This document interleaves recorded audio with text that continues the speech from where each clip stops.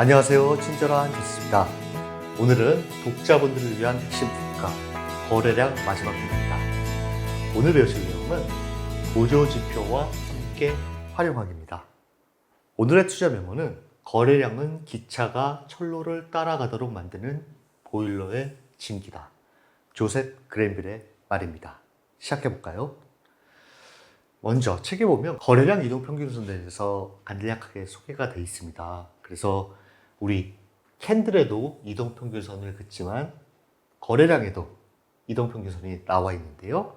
일반적으로 5일 거래량 이동평균선이 20일 이동평균선을 상향 돌파하면 매수를 고려해 볼 만하다.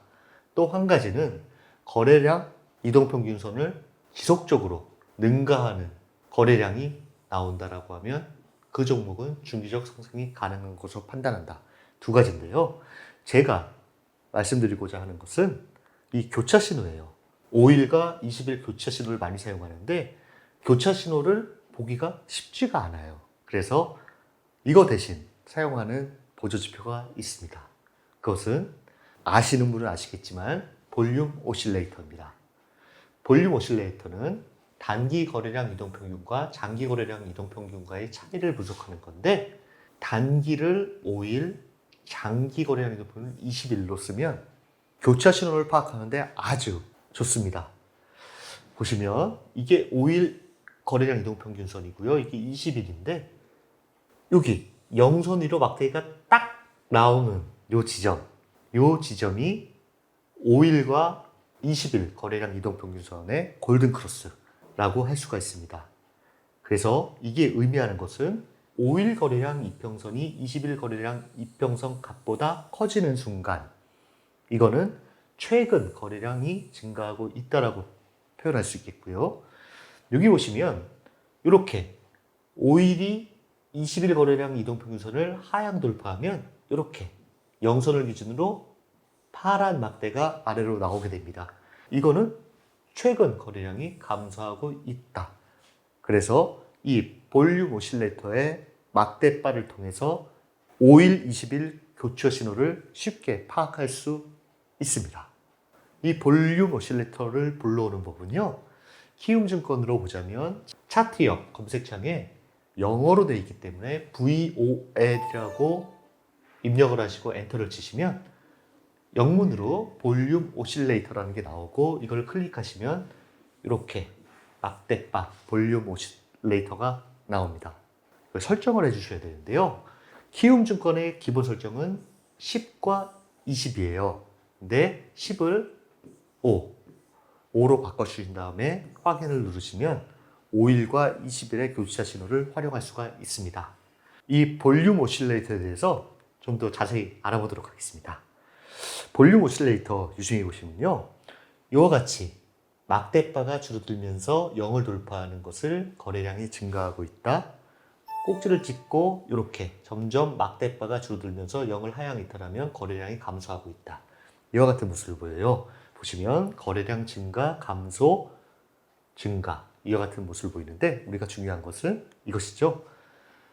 막대바가 0 위에 위치할 때 5일, 20일 거래량 이동평균선이 골든크로스를 나타내면서 주가가 상승한다라고 하면 단기 매수를 고려한다. 거래량 수반의 상승이죠. 그래서 이때는 단기 매수를 고려할 수 있다라는 것입니다. 그렇다면 매수를 해서 언제까지 가져갈 것이냐를 알기 위해서는 이걸 알아야 되겠죠. 상승시 정상적인 거래량이란 기억나시나요? 1편 때 말씀을 드렸었는데요. 다시 한번 간단히 설명드리겠습니다.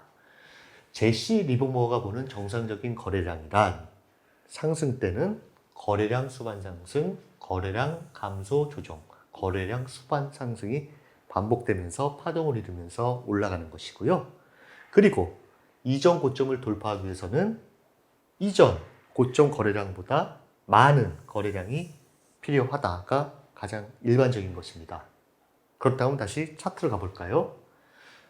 정상적인 거래량이란 보시면 거래량 증가와 함께 상승, 그 다음에 거래량이 점진적으로 줄어들면서 조정, 거래량 증가 상승.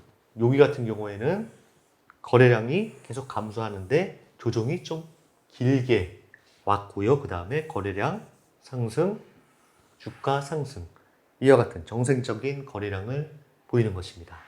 만약에 이렇게 길게 조정이 왔는데 거래량이 이렇게 증가하는데 올라가지 않고 이렇게 음봉이 나온다라고 하면 이거는 기존의 상승이 끝날 가능성이 크다, 이렇게 판단할 수 있겠죠. 그 다음 차트 보시면요, 이렇게 상승을 이어갈 때는 중장기 거래량 평균이라는 것은 이 60일이나 120일 이와 같은 거래량 이평선을 능가하는 거래량이 계속 나온다라고 하면 중기적으로 상승이 가능하다고 판단을 합니다. 볼륨 오실레이터를 보더라도 이때 상승, 거래량 감소, 조정, 거래량 증가, 상승, 거래량 감소, 조정, 이와 같은 아주 정상적인 거래량 형태가 나오고 있음을 알 수가 있습니다. 그런데 여기를 유심히 보시면 질문 하나 드릴게요. 기존과 무엇이 다를까요? 먼저 볼륨 오실레이터, 거래량, 그리고 이 주가를 봤을 때 뭐가 다른지 한번 판단해 보시겠습니까? 판단하셨나요? 이걸 말씀드리기 전에 1편에서 또 말씀드렸던 제시 리모버의 비정상적인 거래량이란 무엇인지 간단히 말씀드리도록 하겠습니다. 첫 번째, 주가가 많이 오른 상태에서 거래량이 증가하는데 상승폭이 둔화된다. 경계 신호다. 두 번째, 거래량이 증가하는데 주가가 하락한다. 비정상적인 조정 국면이다. 위험 신호다. 거래량 수반 없는 일시적 반등은 전략 매도해라. 이와 같은 이야기를 했어요. 그럼 다시 앞에 차트로 가볼까요? 무엇이 다를까요? 제가 한번 정리해봤습니다. 먼저 첫 번째, 거래량 수반이 없는 이렇게 상승이 나왔고 직전 고점을 돌파 실패했습니다. 가장 중요한 거는 이와 같은 패턴이 보이지 않고 거래량이 많지가 않다라는 거. 요거 하나입니다.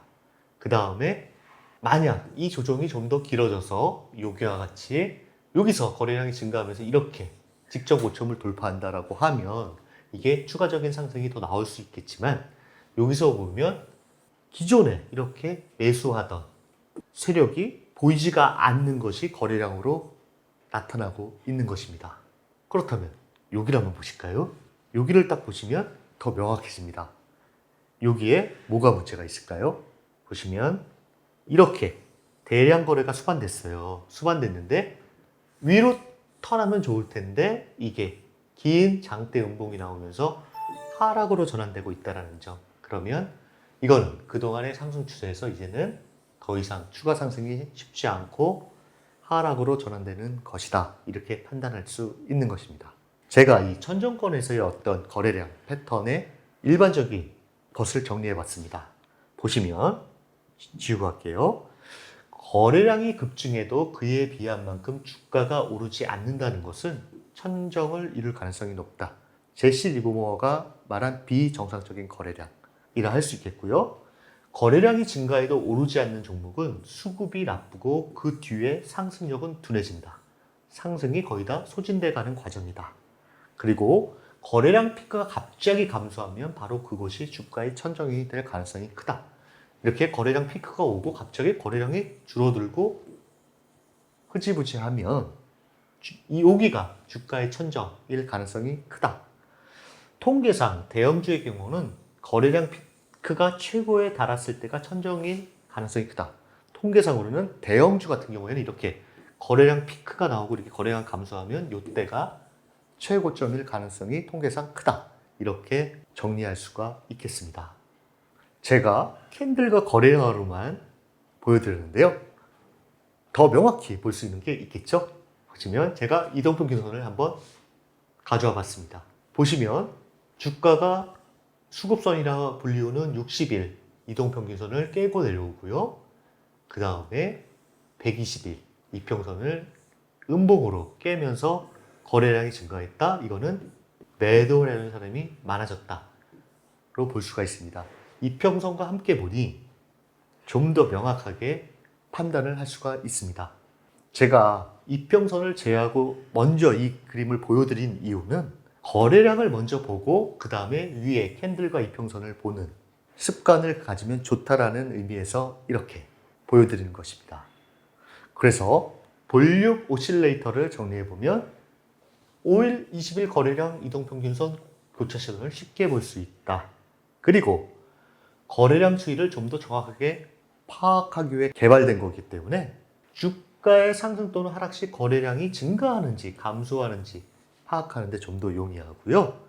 즉, 주가가 상승하는데 거래량이 증가를 하고 있느냐, 주가가 하락하는데 거래량이 증가하고 있느냐, 이거를 파악하기가 용이하다는 이야기고요. 거래량 증가와 함께 주가 상승은 매입세 유입, 거래량 감소는 매입세 감소로 보통 해석합니다. 그 다음은요, 거래량과 관련된 연구를 갖고 봤는데요. 이런 것도 연구를 하나 봅니다. 먼저 조건이 전일 가장 높은 거래량을 보인 주식들, 상승해서 거래량을 보인 주식의 평균 누적 수익을 구했대요. 그 이후에 보면 높은 거래량을 보인 주식이 누적 수익이 가장 높았고 평균 거래량은 그 다음에 낮은 거래량이 나왔을 때는 누적 수익률이 가장 낮았다라는 이런 보고서가 있습니다. 이를 다시 말하자면 주가 상승의 원동력은 거래량이다 라고 할 수 있겠습니다.